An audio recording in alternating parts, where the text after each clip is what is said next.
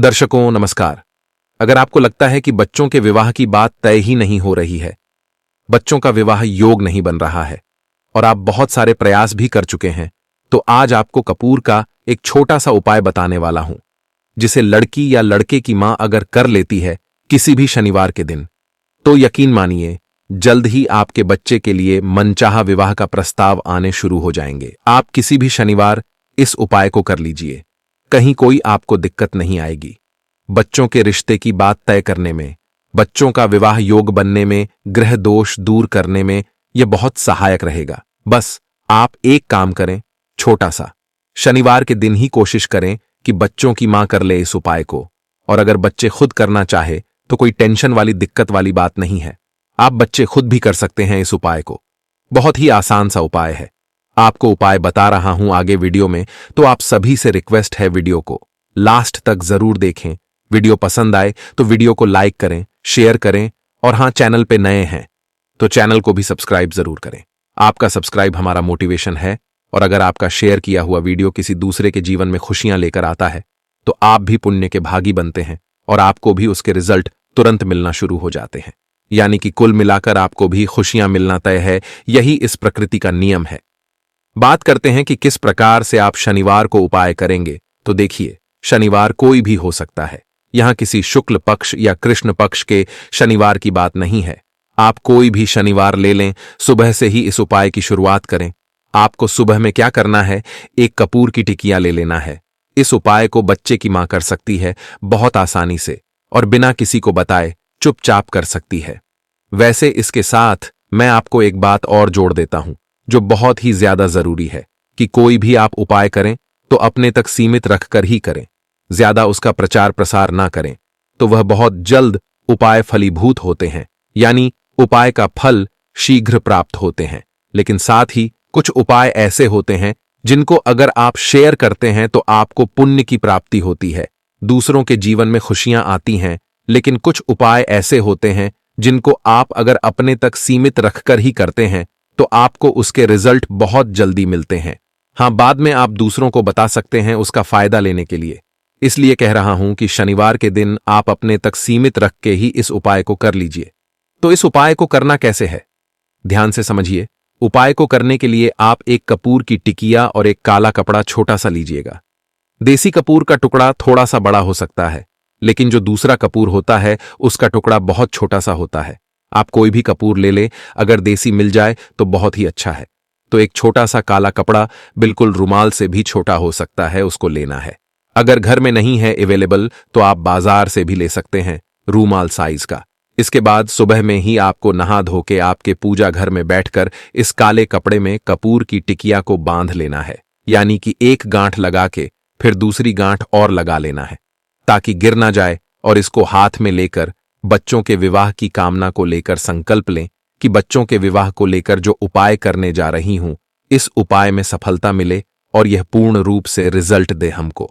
इस प्रकार से मनोकामना मन ही मन सोचने के बाद आप इस कपड़े को देखिए। आपका जो मेन गेट होता है, जो मेन दरवाजा है आपके घर का, उस घर के दरवाजे में अगर कहीं कोई टांगने की चीज हो या कोई कील वगैरह लगी हो या कुछ ऐसा हो जहां आप टांग सकते हैं इसको, तो इस कपड़े को वहां पर टांग दीजिए। यानी कि गांठ लगी होगी, गांठ को फंसा दीजिए सामने वाली कील में। और यह भी ध्यान रखें कि काले कपड़े में बंधी कपूर आपके मेन गेट में अंदर की तरफ टांगना है। इसको बाहर की तरफ मत टांगिए ताकि लोग बाहर से देखें और पूछे आपको कि यह क्या है। ऐसा नहीं होना चाहिए। इसको आपके घर के अंदर की तरफ टांगना है आपको। और मान लीजिए टांगने की जगह नहीं हो तो फिर कोई रखने की थोड़ी सी जगह हो कहीं पर मेन गेट के ऊपर, तो आप इसको वहां रख दीजिए। कोई टेंशन नहीं है कि टांगने की जगह नहीं है तो रख सकते हैं या नहीं। और अगर टांगने की जगह हो तो वहां पर आप इस काले कपड़े में कपूर बंधा हुआ जो एक टिकिया है, आपकी मनोकामना पूर्ति का उपाय है, इसको टांग दीजिए। अब आपको क्या करना है, आपको शाम का इंतजार करना होगा, संध्याकाल का, यानी कि सूर्य अस्त हो जाने के बाद का इंतजार आप करें। और जैसे ही सूर्यास्त हो जाए, सूर्यास्त हो जाने के बाद अब आप इस टिकिया को दो तरह से प्रज्वलित कर सकते हैं। आप जान लीजिए कैसे कैसे आपको प्रज्वलित करना है। नंबर 1, आप इस टिकिया को एक दीपक में रख लें, मिट्टी का कोई छोटा दीपक हो उसमें रख लीजिए। और इसके साथ ही आप इसमें रखिए 7 लौंग, अच्छे साफ सुथरा 7 लौंग रख लीजिए। और 7 लौंग जब आप रख रहे हो तो मुट्ठी में एक बार बंद करके, दाहिने हाथ की मुट्ठी में बंद करके भगवान के सामने ले जाकर, शंकर भगवान का चित्र हो आपके घर में तो शंकर भगवान के चित्र को मुट्ठी टच करवा दीजिए और अपनी मनोकामना बोल दीजिए।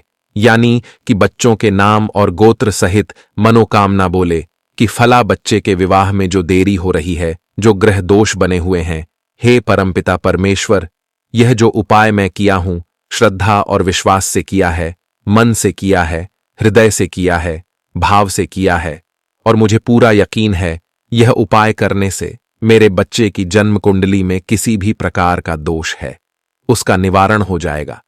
यदि पितृदोष किसी भी प्रकार का बना हुआ है उसका भी निवारण हो जाएगा। यदि मंगल दोष है तो उसका भी निवारण हो जाएगा। और यदि नजर दोष है तो उसका भी निवारण हो जाएगा। या फिर किसी भी प्रकार का अन्य कोई दोष है, उन सब दोषों का निवारण यह उपाय करने से हो जाएगा, ऐसा मेरा विश्वास है। और इस विश्वास के साथ मैंने यह उपाय किया है।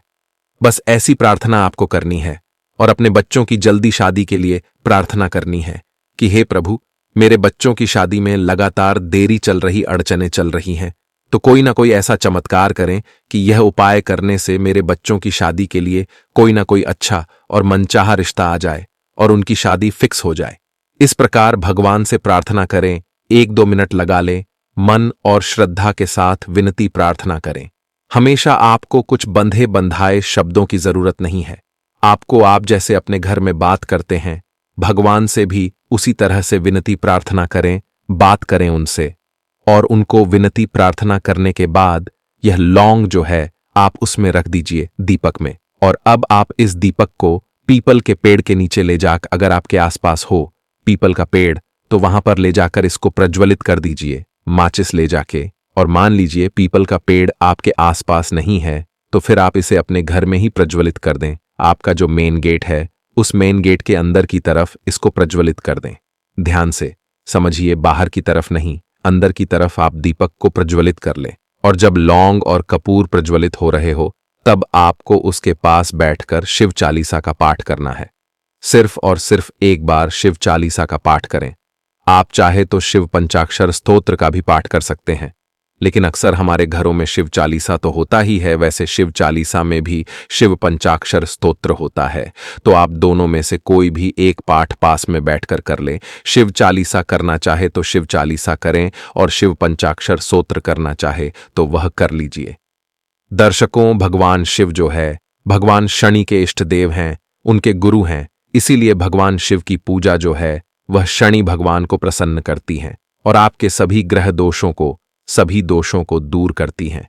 यह उपाय मां अगर एक ही शनिवार को कर लेती है तो आप देखेंगे कि इस कपूर के साथ लौंग जलाने से, भोलेनाथ का एक शिव चालीसा का पाठ करने से, शनिवार के दिन इस प्रकार से सुबह से शाम तक आप जो उपाय करेंगे कपूर और लौंग का, बच्चों के तुरंत विवाह योग बनाएगा, बच्चों के तुरंत रिश्ते आएंगे।